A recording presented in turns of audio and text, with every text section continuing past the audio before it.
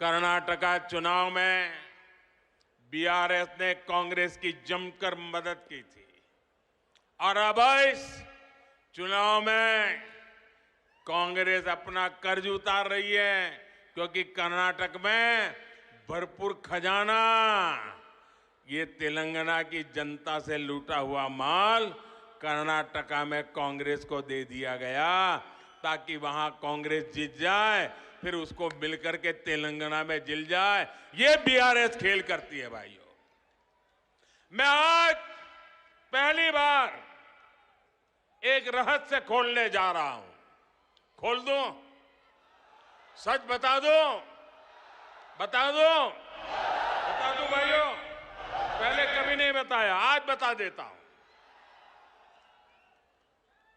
और मेरे पत्रकार मित्रों से भी कहता हूं, जांच करवा लेना। 100% सच्चाई बताने आया हूं मैं आज। जब हैदराबाद म्युनिसिपल कॉरपोरेशन का इलेक्शन हुआ, भारतीय जनता पार्टी 40-45 सीटें जीत करके आ गई। 48 किसी को बहुमत नहीं मिला। केसीआर को सपोर्ट की जरूरत थी और आपने देखा होगा हैदराबाद कॉरपोरेशन के चुनाव के पहले वो एयरपोर्ट में पूरी फौज लेकर के मेरा स्वागत करने के लिए आते थे, बढ़िया बढ़िया माला पहनाते थे, बहुत सम्मान करते थे। याद है ना? फिर क्या हुआ भाई? अचानक बंद हो गए। अचानक इतना गुस्सा क्यों निकल रहा है?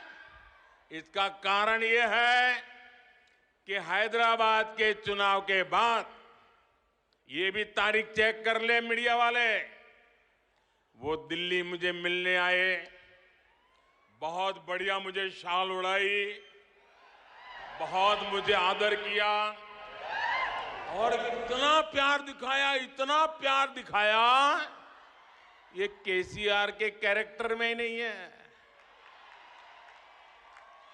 और फिर मुझे कहने लगे कि आपके नेतृत्व में देश प्रगति कर रहा है, हम भी एनडीए का हिस्सा बनना चाहते हैं, आप हमें एनडीए में शामिल कर दीजिए। मैंने कहा आगे क्या? बोले हैदराबाद में म्युनिसिपल कॉरपोरेशन में हमारी मदद कर दीजिए। मैंने केसीआर को कहा, आपके कारनामे ऐसे हैं, मोदी आपके साथ जुड़ नहीं सकता है।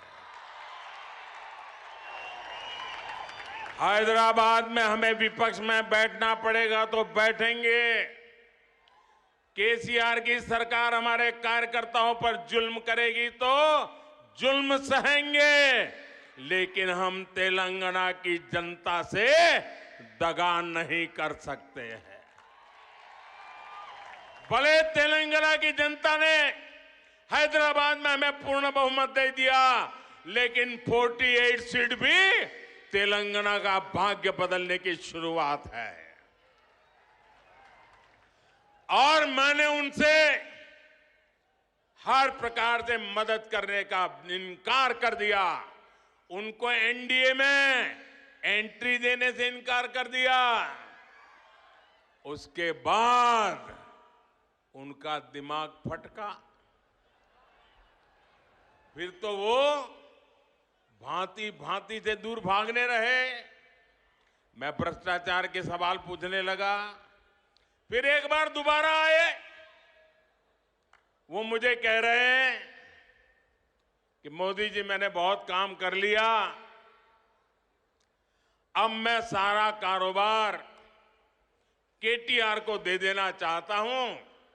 मैं एक बार केटीआर को भेजूंगा, आप जरा उसको आशीर्वाद दे देना। ये उन्होंने मुझे कहा।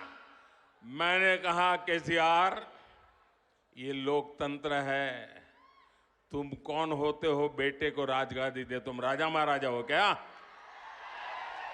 क्या तुम राजा महाराजा हो क्या? अरे तेलंगाना की जनता तय करेगी किसको बिठाना है, किसको नहीं बिठाना है। बस वो दिन आखिरी था, उसके बाद एक बार भी वो मेरे से आंखें नहीं मिला पा रहे। मेरा परछाया भी देखने की हिम्मत नहीं बची उनकी। आप देखा, अभी मैं सरकारी कार्यक्रम करके आया, कोई भ्रष्टाचारी मेरे बगल में बैठ करके मेरा ताप सहन नहीं कर सकता है, इसलिए भाग रहे हैं।